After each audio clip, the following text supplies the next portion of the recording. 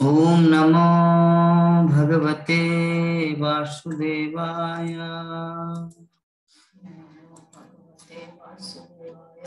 ओम नमो भगवते वासुदेवाय। ओम नमो भगवते वासुदेवाय। नारायणं नमस्कृत्य नारायण नमस्कृत्य नरं चैव नरोत्तमं देवीं सरस्वतीं व्यासं ततो जयमुदीरये।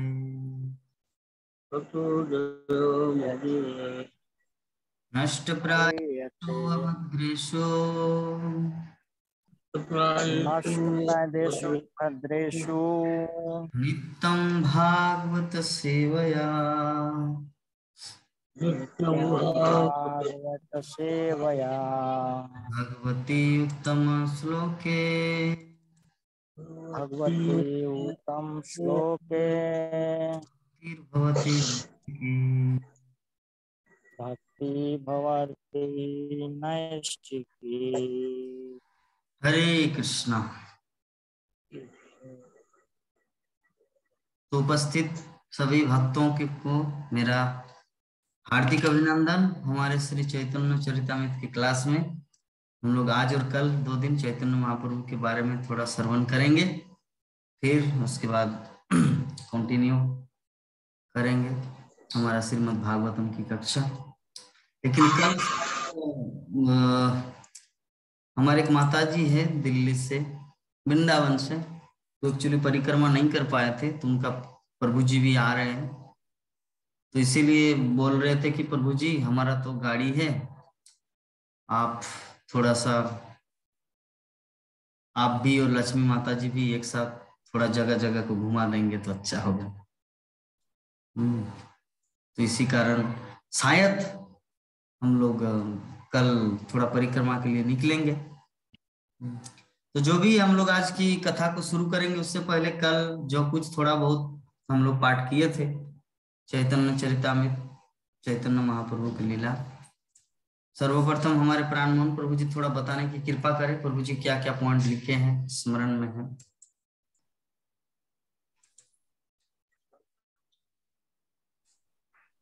कल प्रभु जी बताए थे गुरु के विषय में। गु मीन्स अंधकार और रू मीन्स प्रकाश। और बताए थे प्रभु जी गु भौतिक जगत से है और रू जो है आध्यात्मिक जगत से है। तो बताए थे कि जो कृष्ण तत्व विज्ञान को दूसरों को ये विज्ञान देते हैं वही गुरु हैं। और एक गुरु बताए थे प्रभु जी, गुरु वो है जो दूसरों को शिष्य नहीं बल्कि गुरु बनाते हैं। और प्रभु जी बताए थे कि उनके पिताजी जो थे जगन्नाथ मिश्र थे चैतन्य महाप्रभु के, और वो प्रार्थना किए हैं सभी गुरुओं को, भागवतम के सभी भक्तों को और भगवान के सभी अवतारों को। कृष्णदास कविराज गोस्वामी प्रार्थना किए हैं, जगन्नाथ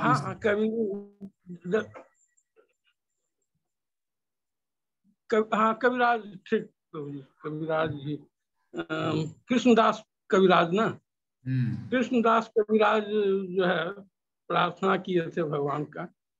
तो उसी में जो है इन सबों का जो है जो भक्त लोग हैं, गुरु हैं, समस्त गुरु हैं, भागवतम के भक्त हैं और भगवान के अवतार हैं और भगवान कृष्ण के शरीर से ही बाएं अंग से राधा रानी निकली थी और दाएं अंग से बलराम जी निकले थे। इन दोनों का सम्मिलित रूप ही चैतन्य महाप्रभु हैं। उनको भी वो प्रणाम करते हैं।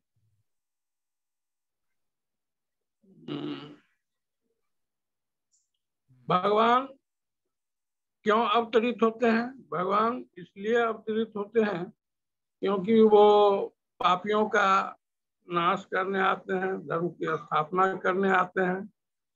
और प्रभु जी चैतन्य प्रभु जो अवतरित हुए वो अज्ञानता को नाश करने के लिए आए और अपना प्रचार प्रसार किए भागवतम का। यही प्रभु जी, और ज्यादा तो अपनी बताए बहुत कुछ थे। अति सुंदर। तो चलिए इसके बाद हमारे श्रीमती नंद किशोरी माता जी, कल के क्लास में हम लोग क्या डिस्कशन किए थे चैतन्य महाप्रभु के विषय में, थोड़ा सा माता जी हम सबको रिमाइंड करवाइए। अनम्यूट कर लीजिए। हरे प्रभु जी, सभी भक्त लोग के दंडवत प्रणाम। कल प्रभु जी आपने पढ़ाए थे कि महाप्रभु चैतन्य महाराज 2 कारण से इस धरती पर अवतरित हुए थे, एक बाहरी और एक आंतरिक। तो प्रभु जी बाहरी कारण जो कुछ कोई नहीं किया था, वे देने के लिए भगवान श्री कृष्ण जी धरती पर अवतरित हुए। और प्रभु जी ब्रजराज यानी नंद महाराज के पुत्र भगवान श्री कृष्ण हैं, जो गोकुल वृंदावन धाम में और गोकुल से भी उसी में ये सम्मिलित, गोकुल भी उसी में सम्मिलित है। और प्रभु जी बताए थे कि भगवान श्री कृष्ण सर्वत्र उपस्थित रहते हैं और उपस्थित सब जगह उपस्थित रहते हैं, लेकिन जब वे लोग को अपने जैसे कि अवतरित हुए सब जगह उपस्थित रहते हैं, लेकिन हम लोग को आंख के सामने हुए नहीं मतलब दिखाई पड़ते हैं। तो उस समय वे भगवान श्री कृष्ण माने अप्रकट, माने उनका अप्रकट कहलाता है। और प्रभु जी और आगे भी बताए थे आप कि भगवान जब समय अपनी करते रहते हैं, माने भगवान सब अपनी जो लीलाएं करते हैं वे हम लोग को अपने आंख से नहीं दिखाई पड़ता है, आंख से नहीं दिखाई पड़ता है। इसलिए कि जैसे कि सूरज भगवान जो है, सूरज भगवान अपना प्रकाश, जैसे कि ब्रह्म ज्योति भगवान सूरज भगवान जो अपना प्रकाश देते हैं, तो उनके प्रकाश से हम लोगों को दिखाई पड़ता है, माने हम लोगों को आंख से दिखाई पड़ता है। अगर भगवान सूरज भगवान को बादल ढक लेता है तो हम लोगों को दिखाई नहीं पड़ता है। और रात के उनको भी भगवान सूरज भगवान के भी ज्योति कृष्ण भगवान ही, माने उन्हीं के ज्योति से भी सूरज भगवान के भी ज्योति प्रकट होता है। और रात में भी वही होता है प्रभु जी कि रात के जो चांदनी रात होता है, उस चंद्रमा को भी भगवान ही ने वे चांदनी रात के ज्योति देते हैं। तो ये सारे बताए थे प्रभु जी। तो हम लोगों को तो आँख दोषी है, हम लोगों को तो आँख जो साक्षात दिखाई जैसे उजाला में देखते हैं, अंधेरा में नहीं देखते हैं, तो मेरे आंख कहीं गड़बड़ी है। लेकिन प्रभु जी भगवान तो दिखाई नहीं पड़ते हैं, लेकिन महसूस तो होते हैं जरूर। जरूर अपना दुख टेंशन भगवान के ही पास जा करके अपना बात कहते हैं, भगवान के पास ही करते हैं और कहते हैं प्रभु जी की प्रभु जी हमको रास्ता निकालिए, हम आपसे लड़ाई करेंगे, आपसे झगड़ा करेंगे, लेकिन हमको रास्ता निकालना है, आप ही को सब हम सौंपे हुए हैं आप पर और आप ही को देखना है। तो ये सारी बात है प्रभु जी, मेरे आंख कहीं गड़बड़ी है। और कृष्ण भगवान की कृपा होती है कैसे? शुद्ध भक्तों से और गुरुजनों से। तो हम लोग शुद्ध भक्त और गुरुजनों के पकड़ेंगे, उन्हीं लोगों को पकड़ेंगे कि उनके पास क्या है, उनके पास भक्ति ज्ञान दिव्य ज्ञान सब कुछ भरा हुआ है, सब कुछ भक्त के पास सब कुछ भरा हुआ है।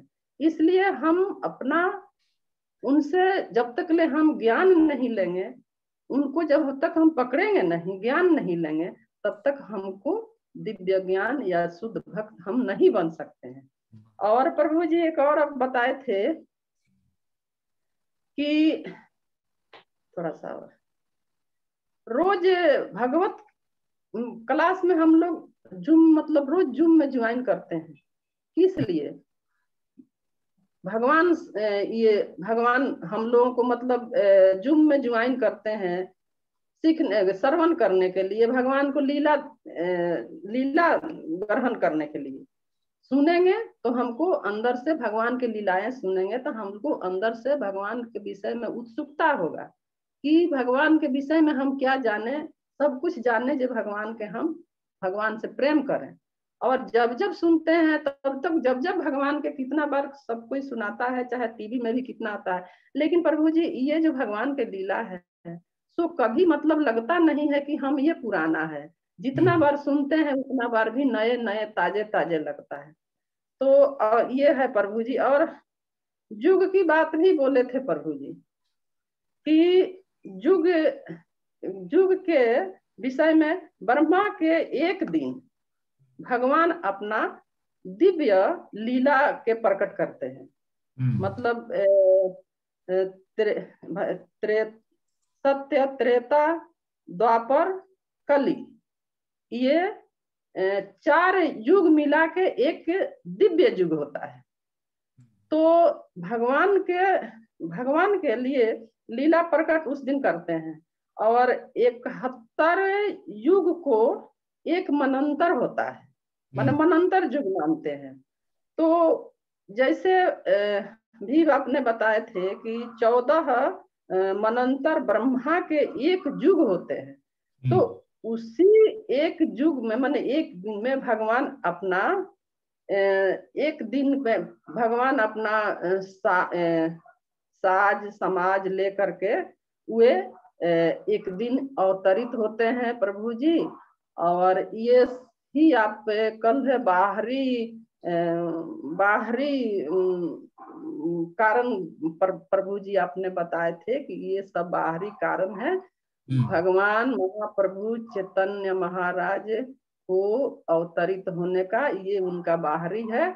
और आंतरिक जो है सो कल मैं सुनाऊंगा। हरे कृष्णा प्रभु जी।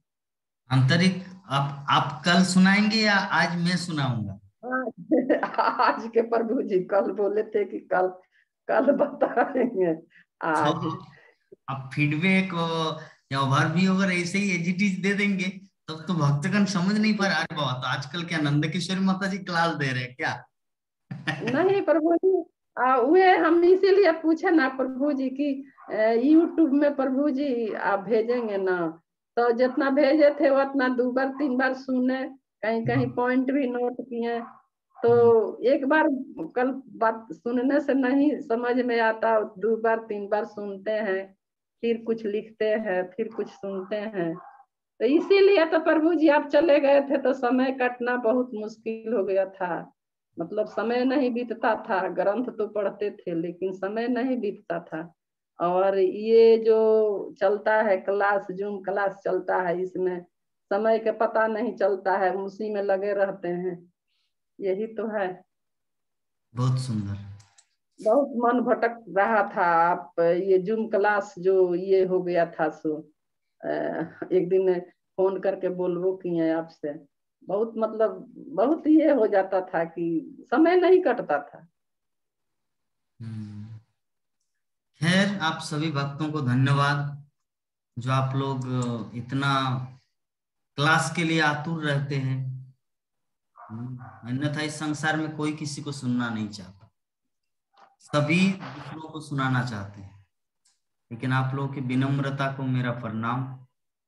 तो चलिए, इसके बाद हमारे धर्मपालक गोविंद दास प्रभु जी हमारे बीच में उपस्थित है। गोवा में है प्रभु जी, तो वृक्ष के नीचे।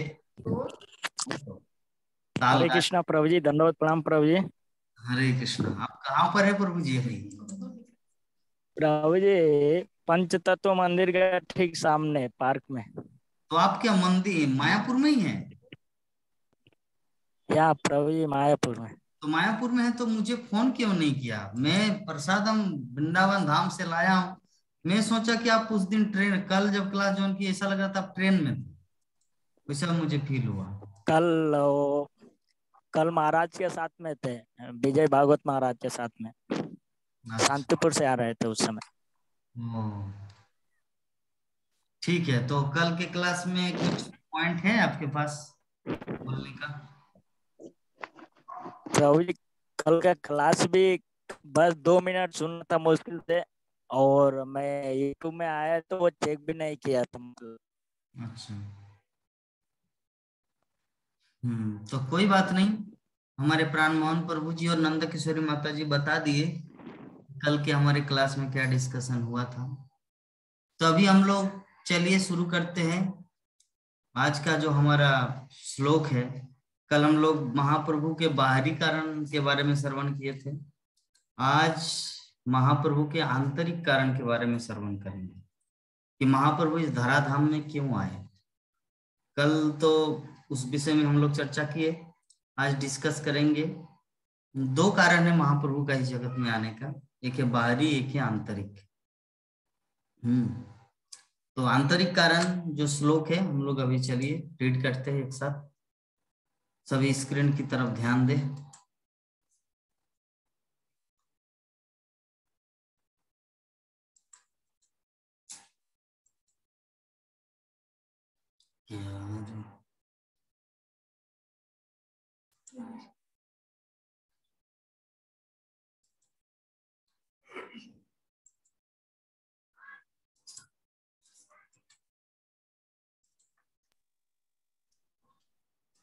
राधा कृष्ण प्रणय विकृति हालादिनी शक्तिरस्मात्। बहुत बड़ा बड़ा है, चलिए छोटा छोटा करके पढ़ो। राधा कृष्ण प्रणय, राधा कृष्ण प्रणय विकृति हल्लादिनी विकृति शक्तिरस्मात्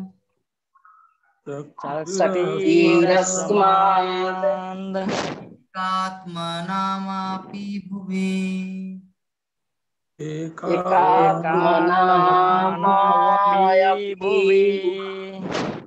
पुरा देह भेदम गतो तो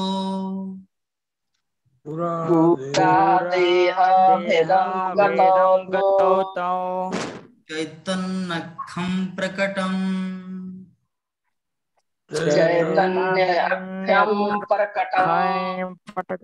अधुना तद्वयं चक्रमाप्तम्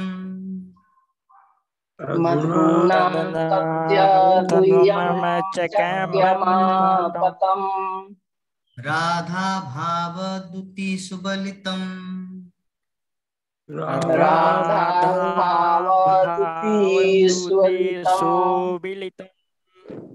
नौमि कृष्ण स्वरूपम्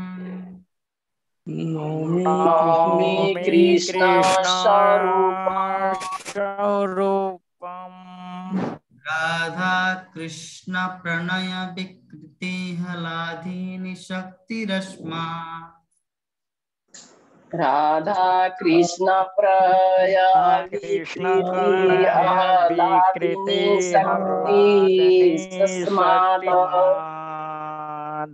एकात्मानावपि भुवि पुरा देहभेदं गतोऽतो एकात्मानायपि भुवि पुरा देहभेदं गतोऽतो अखं प्रकटम् अधुना तद्वयं चक्रमाप्तम्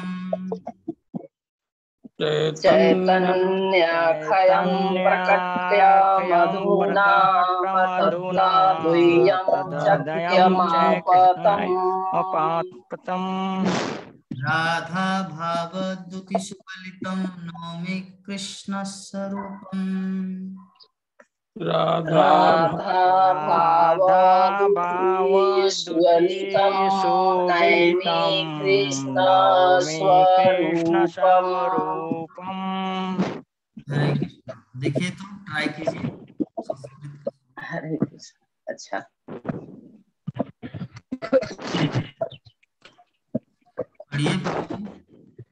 हरे कृष्ण प्रभु जी। राधा कृष्ण प्रणय विकृति आह्लादिनी शक्ति रस्माद राधा कृष्ण प्रणय विकृति आह्लादिनी शक्ति रसमाद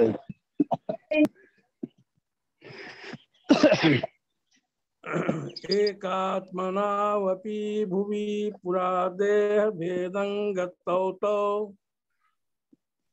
एकमयात्मानोऽपि भुवि पुरा देहभेदं गतौतो चैतन्याख्यं प्रकटम् अधुना तद्वयं चैक्यमाप्तम्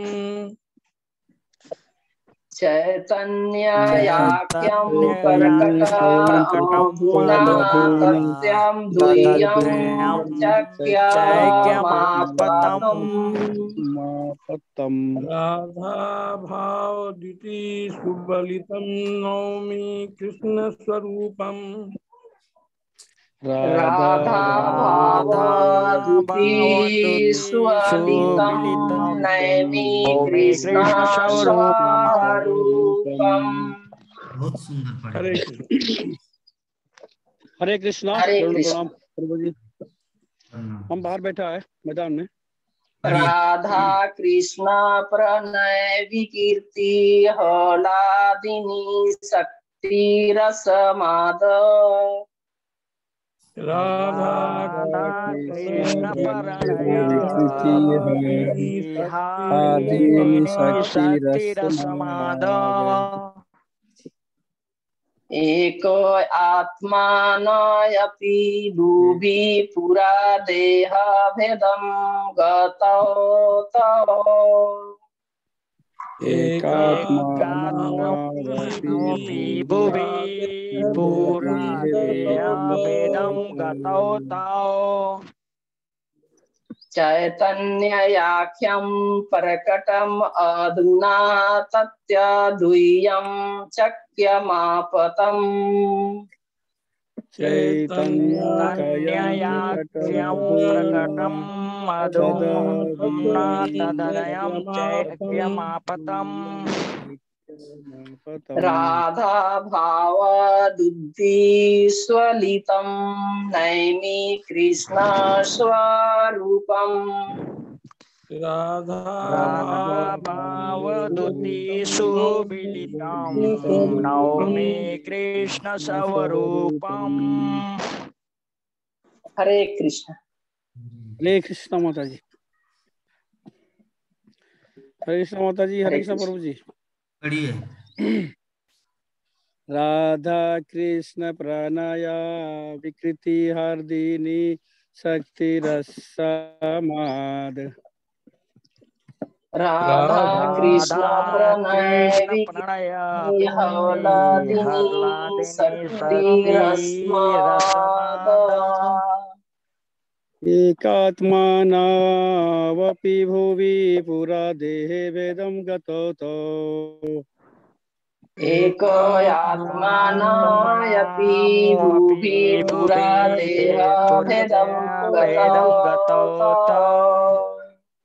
चैतन्यखयं प्रकटमधुना ददो दूयं चैक्यमापतम् चैतन्ययाख्यं प्रकटमधुना तथा दुह्यं चैक्यमापतम् राधा भावो घूति सुवलितं नौमि कृष्ण स्वरूपम् राधा भावधूति स्वलितं नैमि कृष्ण स्वरूपम्। हरे कृष्ण। हरे कृष्ण। राधा कृष्ण प्रणय विकृति हरलादिनी शक्ति रसमादा राधा कृष्ण प्रणय विकृति हल्लादिनी शक्ति रसमाद एकात्मनावपि भुवि पुरा देह भेदं गतौ तौ एकात्मनायपि भुवि पुरा देह भेदं गतौ तौ चैतन्याख्यं प्रकटमधुना तददयं चैक्यमापतम् चैतन्ययाख्यं प्रकटमधुना ततः दुह्यं चैक्यमापतम् राधा भावधूति सुवलितं नौमि कृष्ण स्वरूपम् राधा भावधूयति स्वलितं नैमि कृष्ण स्वरूपम्। बहुत सुंदर, सभी भक्तों इतना मधुर स्वर से गाए, बड़ा सुंदर श्लोक। सुंदर, अति सुंदर। तो चलिए थोड़ा सा अनुवाद को पढ़िए प्राणमोहन प्रभु। ठीक है प्रभु। हरे कृष्ण। श्री राधा और कृष्ण के प्रेम व्यापार भगवान की अंतरंगा आह्लादिनी शक्ति की दिव्य अभिव्यक्तियां हैं। यद्यपि राधा तथा कृष्ण अपने स्वरूपों में एक हैं, किंतु उन्होंने अपने आप को शाश्वत रूप से पृथक कर लिया है। अब ये दोनों दिव्य स्वरूप पुनः श्री कृष्ण चैतन्य के रूप में संयुक्त हुए हैं।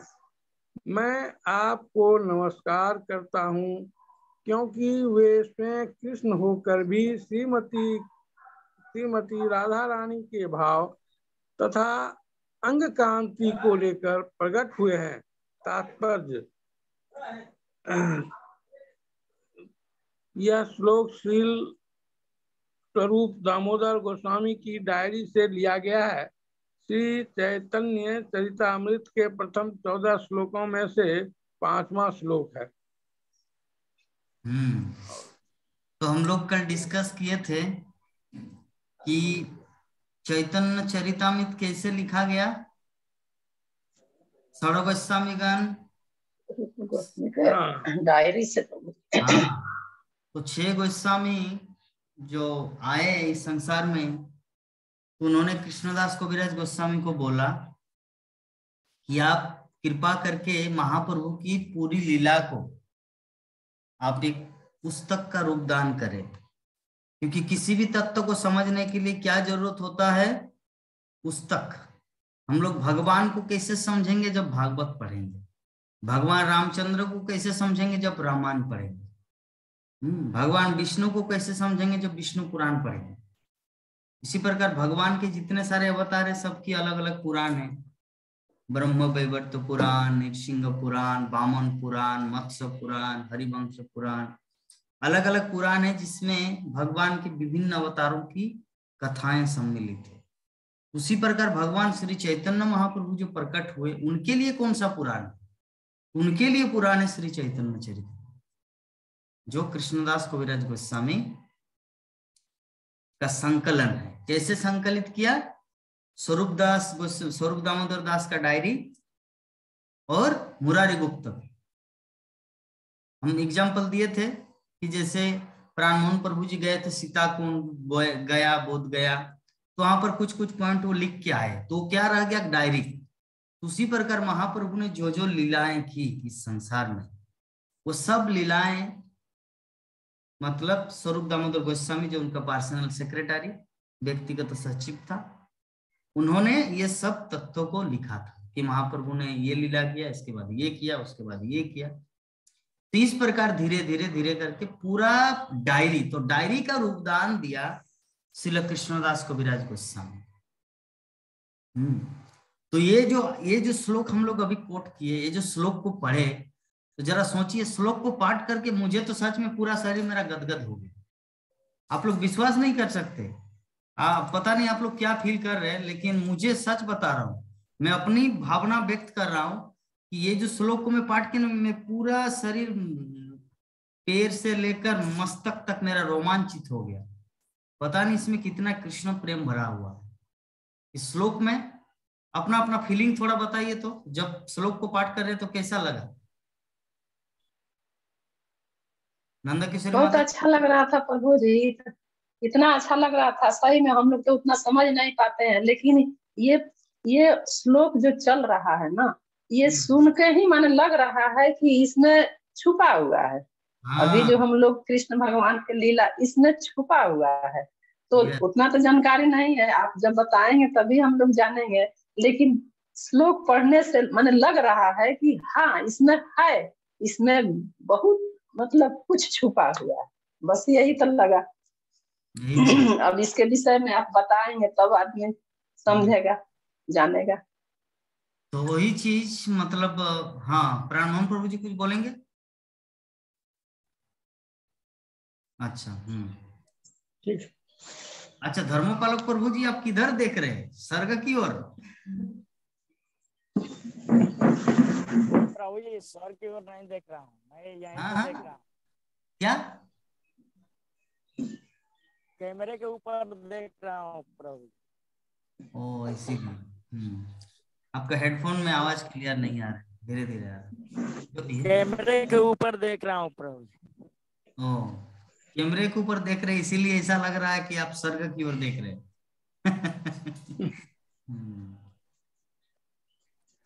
नेहा माता जी आज बहुत दिन बाद आए हमारे बीच में, मंदिर गए थे क्या?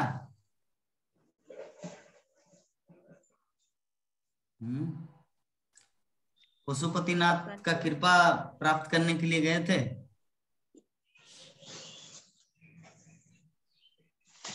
हरे कृष्ण प्रभु जी। नहीं प्रभु जी, इधर जनकपुर धाम में आ गए घर। ओ तो कहाँ है आपका शिखा? शिखा किधर है? उनको बुलाइए। ससुराल में। हाँ? मैं मायके नहीं हूँ, अभी ससुराल में हूँ।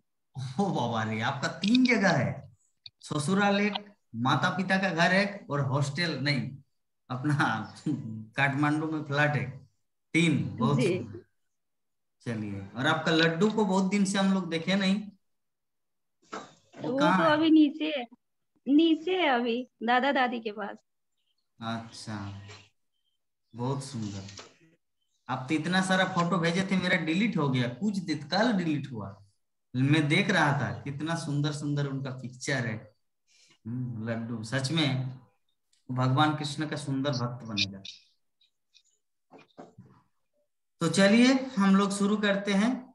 जैसे हमारे नंद किशोरी माता जी बोले कि सच में प्रभु जी इसमें तो कुछ छिपा हुआ है जो हम लोग को दिखाई नहीं दे रहा, लेकिन ऐसा आभास हो रहा है कि कभी कभी आभास होता है हमारे जीवन में भी, हम लोग देख पाते हैं किसी किसी क्षेत्र में। जब हम लोग किसी को फोन करते हैं, वो जब फोन नहीं उठाते तो उसमें पता चल जाता कि कुछ तो गड़बड़ है। हाँ, और नॉट ओनली फोन कॉल्स, और भी कुछ कुछ चीज जो है ना हमारे हृदय में आभास हो जाता है और बाद में पता चलता है अरे ठीक, मैं तो यही सोच रहा था और वही हुआ, है ना। तो उसी प्रकार इस श्लोक में एक्चुअली ये जो श्लोक है ना, ये साक्षात चैतन्य महाप्रभु का पार्षद स्वरूप दामोदर गोस्वामी ने लिखा था। और स्वरूप दामोदर गोस्वामी कौन है जानते हैं आप लोग? ललिता देवी है। ललिता या विशाखा है? ललिता देवी है। भगवान श्री कृष्ण के जो अष्टसखी है उनमें से एक है ललिता। ललिता, विशाखा, इंदुलेखा, चंपकलता, तुंगिद्रा, सुदेवी। उसी प्रकार ये जो स्वरूप दामोदर गोस्वामी है, ये भगवान कृष्ण की सबसे प्रेयसी श्रीमती राधा रानी की असिस्टेंट ललिता देवी।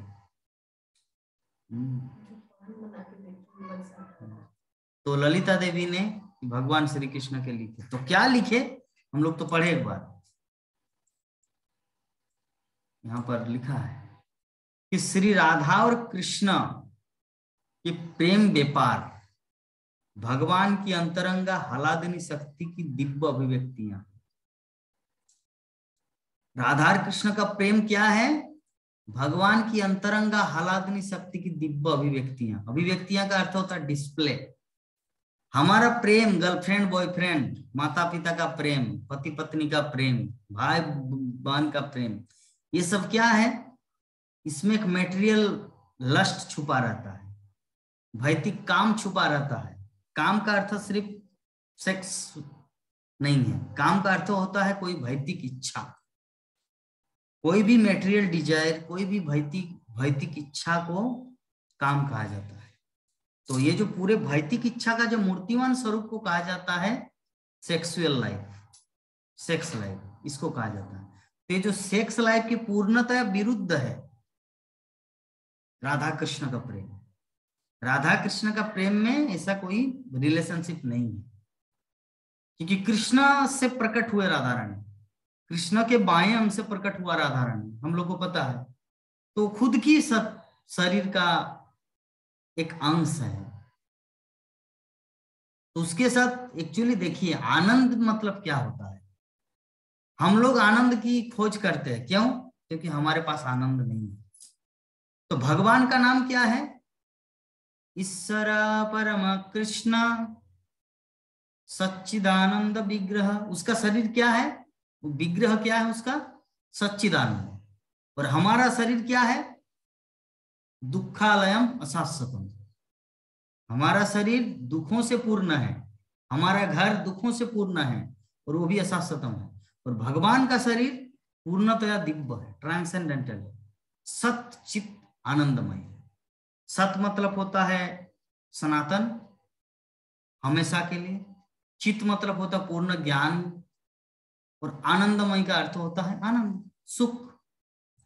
तो कृष्ण का जो शरीर है वह पूर्ण सच्चिदानंद है। तो जो ऑलरेडी आनंद, जैसे मान लीजिए एग्जाम्पल के रूप में अभी आप 2 बजे पूरा पेट भर के प्रसाद पाए गीता भवन में या गदा भवन में। अभी मैं आपको बोलूंगा प्रभु जी मेरे घर में केक बनाए हैं, आइए खाने के लिए, तो क्या आने को मन करेगा? खाने को मन करेगा? पेट भर के अगर खाए तो, आधा पेट भरा रहेगा तो आएंगे। नया माता जी क्या करेंगे? नहीं प्रभु जी केक तो मैं छोड़ता नहीं। ऐसा होगा? पेट भरने के बाद क्या खा सकते हैं? ये पॉसिबल है? नहीं। उसी प्रकार जिसके पास आनंद है तो दूसरों के पास क्या आनंद खोज करने के लिए उनको उनके पीछे भागेंगे कि तुम मेरी गर्लफ्रेंड बन जाओ, तुम मेरा बॉयफ्रेंड बन जाओ, मैं तुम्हारे साथ प्यार करूंगा, ये नाटक ऐसे लाइक दैट। वो करेगा जिसके पास ऑलरेडी आनंद है। एक्चुअली प्रेम क्यों करते लोग? आनंद प्राप्त करने के लिए। लेकिन क्या मिलता है लास्ट में? सुसाइड मिलता है, क्योंकि संसार का प्रेम आधा है, प्यार का पहला अक्षर आधा होता है, इसीलिए हमारा प्रेम भी आधा ही होता है। यानी कि इसका एक शायरी है, मैं भूल गया, क्योंकि प्यार का पहला अक्षर आधा होता है। उसका पहला वाला वर्ड क्या है? पहला वाला पैराग्राफ मुझे याद नहीं आ रहा। नया माता जी को पता है, लेकिन बोलेंगे प्रभु जी अभी बोल देंगे तो सबके सामने की इज्जत का बात है, इसीलिए नहीं बोल रहे। एक्चुअली पूरा शायरी मुझे याद था, अभी याद नहीं आ रहा है, क्योंकि मत करो प्यार, क्योंकि प्यार का पहला अक्षर आधा होता है। ऐसा क्या है मैं भूल गया, जो भी है लाइक दैट। तो प्यार का पहला अक्षर आधा होता है, हम सबको पता है। पो यो आकार रो, यस, पो का आधा है